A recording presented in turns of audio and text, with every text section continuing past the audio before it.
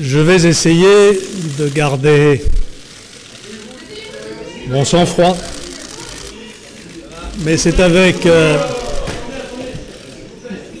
avec une profonde émotion, je ne vous le cache pas, que je m'exprime aujourd'hui devant vous. Quitter cet hôtel de ville, et cette fois-ci de mon plein gré, est pour moi, évidemment, un crève-cœur. Comme vous le savez, j'ai accepté la proposition de M. Richard Ferrand, président de l'Assemblée nationale, de me nommer au Conseil constitutionnel. C'est pour moi un honneur et je l'en remercie. Mon entrée en fonction devrait se faire début mars, après mon audition la semaine prochaine par la Commission des lois de l'Assemblée nationale, comme le prévoient les textes, puis ma prestation de serment. C'est donc à cette date, dans les premiers jours de mars, que je démissionnerai de tous mes mandats électifs, maire de la ville et président de la métropole de Bordeaux. Je ne m'attendais nullement à cette proposition et j'ai dû me décider en 24 heures. Pourquoi ai-je accepté ? Depuis plusieurs semaines, j'ai en moi-même pris la décision de ne pas me représenter en mars 2020 à l'élection municipale. J'ai laissé planer le suspense pour éviter les turbulences et j'avais prévu d'annoncer cette décision après les élections européennes à la fin du mois de mai prochain. Deux raisons m'ont conduit à cette décision. D'abord, la volonté qui m'anime depuis longtemps de ne pas faire le mandat de trop. Je suis fier du travail que j'ai accompli dans notre ville depuis près de 25 ans. Comme tout bilan, bien sûr, le mien peut prêter à critique, mais je suis heureux de l'attachement réciproque qui me lie aux Bordelaises et aux Bordelais. Bien sûr, il y a encore tant de choses à faire, et j'avais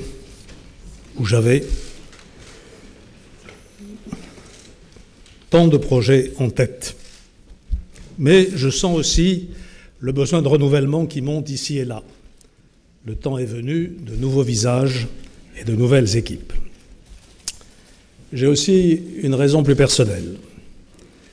La vie politique est comme toujours un combat. J'ai aimé livrer ce combat. Et je l'ai fait pendant plus de 40 ans, avec des bonheurs divers, mais toujours avec passion. Aujourd'hui, l'envie me quitte, tant le contexte change. L'esprit public est devenu délétère. La montée de la violence sous toutes ses formes, verbale et physique, le discrédit des hommes et des femmes politiques réputés tous pourris, la stigmatisation des élites, dont tout pays a pourtant besoin, pourvu qu'elles ne se reproduisent pas par cooptation, mais qu'elles soient ouvertes à la société tout entière. Bref, dans ce climat général, infecté par les mensonges et les haines que véhiculent les réseaux sociaux, l'esprit public, la vie publique sont difficiles à vivre et lourdes à porter. Je souhaite continuer à servir notre pays et notre République dans un environnement de travail plus serein. Le Conseil constitutionnel m'en donne la chance. C'est, vous le savez, la clé de voûte de l'architecture institutionnelle de la République, le garant du respect par le législateur du texte fondamental que constitue notre Constitution, des libertés fondamentales de l'État de droit aussi, de l'égalité des citoyens devant la loi et devant l'impôt, de la fraternité aussi, et de l'humanisme qui l'inspire. Je mesure l'honneur qui m'est fait de pouvoir y siéger. Je n'ai pas pris ma décision de gaieté de cœur. Avec Bordeaux et son peuple, nous sommes en quelque sorte un vieux couple.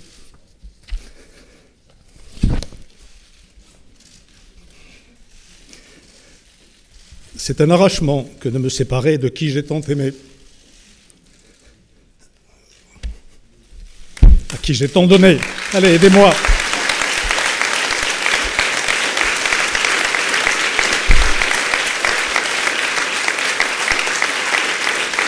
Et qui m'a tant donné en retour. Dans mon dictionnaire amoureux, qui porte bien son nom, j'ai voulu faire partager les sentiments que j'éprouve pour ma ville, notre ville, ses hommes et ses femmes. Je garderai en moi sa marque indélébile. Nous ne la quittons pas vraiment, puisqu'Isabelle et moi y garderons notre résidence. Mais je ne jouerai pas à la statue du commandeur, place maintenant à la relève. Nous ne sommes pas en monarchie et il ne me revient donc pas de désigner un dauphin. Je réunirai cette semaine la majorité municipale, puis la majorité métropolitaine, et c'est collectivement que nous choisirons celui ou celle qui se présentera ensuite au suffrage du conseil municipal et du conseil de métropole. J'ai pleine confiance dans le sens des responsabilités de celles et de ceux que j'appelle toujours mes équipiers. J'ai pleinement confiance aussi dans l'avenir de notre ville, aujourd'hui injustement abîmée, et j'ai une pensée pour ceux qui souffrent en direct, mais une ville qui s'épanouira, j'en suis sûr, demain, toujours plus attractive et plus fraternelle. Bordeaux la belle tout court. Je te souhaite bon vent.